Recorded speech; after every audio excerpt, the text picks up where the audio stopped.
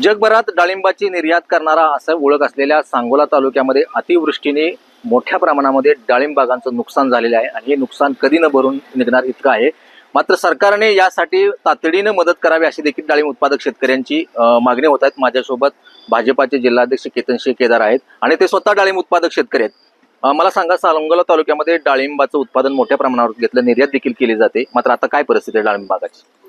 आता ह्या अतिवृष्टीमुळे जर परिस्थिती पाहिली तर तुमच्या निदर्शनास येईल की जवळजवळ 1,32,000 हेक्टर क्षेत्र असणारा सांगोला तालुक्यामध्ये जो 50 ते 55 हेक्टर क्षेत्र हे अतिवृष्टीत बाधित झालेलं आहे।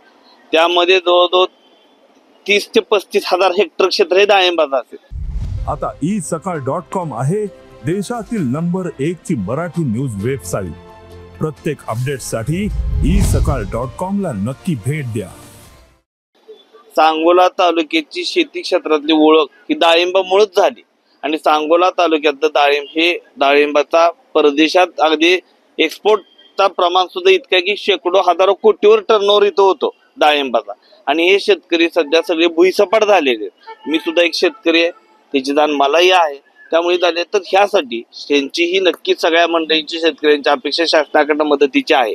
त्यासाठी गेले 5-6 दिवस झाला आम्ही अगदी प्रत्येकाच्या शेतीत जाऊन फिरतोय।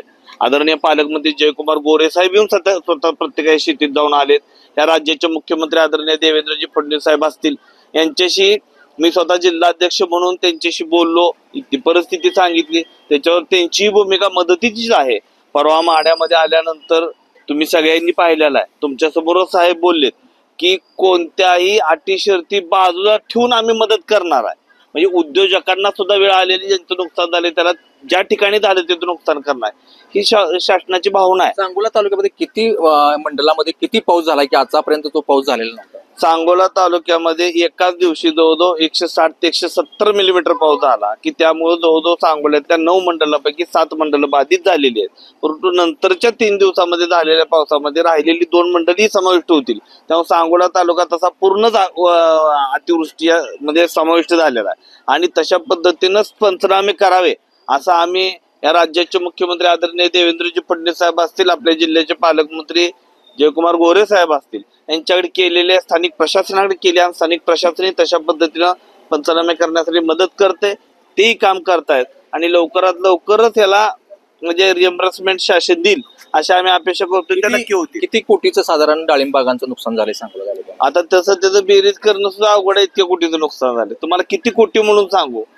डाळिंबाला दर असल्यानंतर 10-20 एकर शेतकऱ्याचा कोट रुपये होतात।